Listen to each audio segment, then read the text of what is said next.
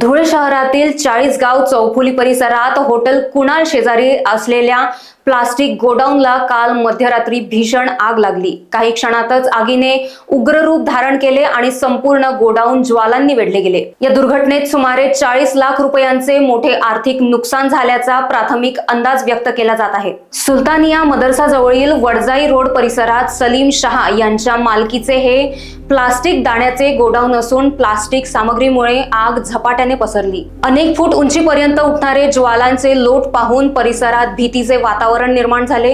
घटनेची माहिती मिळताच अग्निशमन दलाच्या गाड्या तातडीने घटनास्थळी दाखल झाल्या। अग्निशमन दलाच्या जवानांनी युद्धपातळीवर अखेर प्रयत्न करत आग आटोक्यात आणली। सकाळपर्यंत आग विझवण्याचे कार्य सुरू होते।